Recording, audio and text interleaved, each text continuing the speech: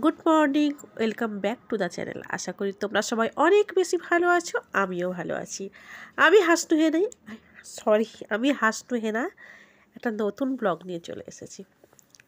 তো দেখো, সকাল সকাল সব বিছনাটা আগে কিন্তু সবার আগে কিন্তু আমার স্নান হয়ে গেছে, সেটা তোমাদের দেখানো হয়নি। তো স্নানটা করে এসে এবারে বলি বিছনাটা ভালো করে, উপরের বিছনা এটা, তো বিছনাটা বলি ভালো করে ক্লিন করি।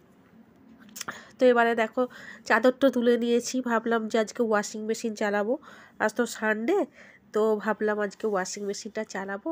ওয়াশিং মেশিনটা চালিয়ে আর সব কিছু চাদর টাদরগুলো সব দিয়ে দিই, ধুয়ে টুয়ে নিই। এবারে বলে দিয়ে দিয়েছে তোমাদের দাদা, সব দিয়ে দিয়েছে, যেহেতু সানডে তোমাদের দাদা ঘরে আছে। আর আমি কি করেছি, স্নান টান করে এসে বিছনাগুলো চাদরটা মেলে দিচ্ছি, আর আস্তে আস্তে জানলাগুলোও খুলে দিচ্ছি। তো জানলাগুলো দেখো, এই যে কাঁচটা খুলছি। জানলাগুলো বলতে সবগুলো খুলবো না, এই একটাই খুলবো যেটা রোদটা ঢুকে। এটা থেকে আমার এই জানলাটা আমার মানে কি বলবো, কেটে আগে ছিল না এই জানলাটা, এই জানলাটা পরে কেটে আমার এত ভালো লেগেছে, এত মানে উপকার হয়েছে যে কি বলবো, কি সুন্দর আলো আসে। আর গ্রীষ্মকালে আসে, হাওয়া আসে। আর এতে এই শীতকালে পুরো একদম রোদ টোদগুলো খুব সুন্দর এখানে এসে বিছনায় পড়ে। দেখো এই যে রোদ দেখতে পাচ্ছ, ঝলকগুলো রোদের এত সুন্দর লাগে। তো এদিকে যেহেতু উত্তরে জানলা ছিল, ওগুলো কিছু খুলবো না। আর দেখো, সানডে মানেই তো আমার তো সব সারা সপ্তাহের বাজার আসে।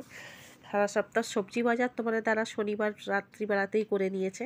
আর এই দেখো আমার জন্য এই পোনা মাছ, এই ভোলা মাছ আছে, এই চিংড়ি মাছ আছে, তারপরে একটু চিকেন আছে মেয়ের জন্য। আর আমার জন্য তোমার দাদা 100 গ্রাম চুনো মাছ এনেছে। দেখো ছোট ছোট চুনো মাছ, ওটা আমি মানে খেতে খুব ভালোবাসি। তো মেয়ের দেখো বান্ধবীরা সব চলে এসেছে আমাদের বাড়িতে মেয়েকে আনতে, ওদের জন্মদিন আছে বাড়িতে, তাই ওরা সব নিয়ে যাবে আমার মেয়েকে। এই জন্য ওরা সব বান্ধবীরা সব আনতে এসেছে।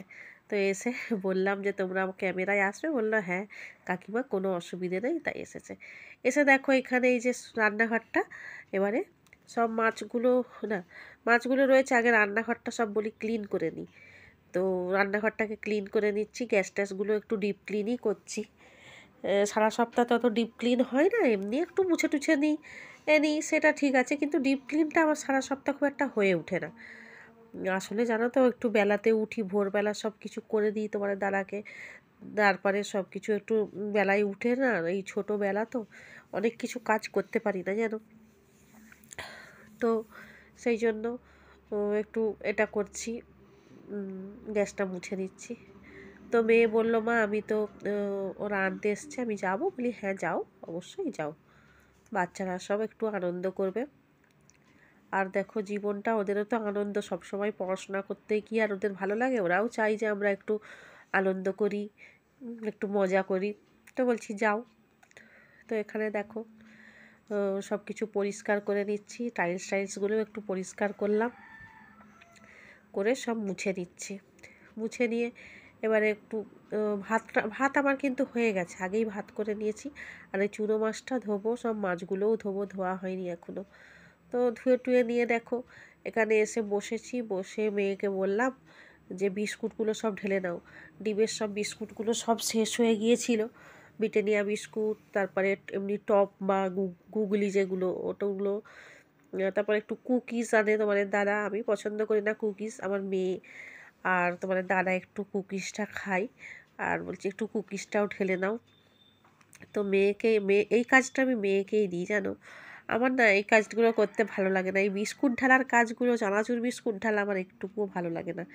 তো তোমার দাদাও তো করবে না, মেয়েই করে নিচ্ছে। তো চলে গেছি, দেখো মেয়ে যেহেতু জন্মদিনের ওখানে চলে গেছে, আমি তোমার দাদাকে একটুখানি মাছ ভাত রান্না করে দিয়ে, মাছ ভাত চিকেন টিকেন কিছু করি না, সব তুলে দিয়েছি। তো মায়ের কাছে গেছি, তো মা একটু তেলের পিঠে করে দিবে বলেছিল, যে তুইও খাবি, তোর শাশুড়িও খাবে। তো আমার শাশুড়ির তো বয়স হয়েছে, তো আমার শাশুড়ি খুব সুন্দর তেলের পিঠে করতেন, তো আর এখন পারেন না। তাই মা আমাকে বললো তো শাশুড়ির জন্য একটু তেলের পিঠে নিয়ে যাস, খুব খেতে ভালোবাসতো, এখন তো আর করতে পারে না, বয়স হয়েছে, হাতটাও কাঁপে, ঠিক মতো পারে না। আর আমরা তো এইসব পারিই না জানো তো। হুম।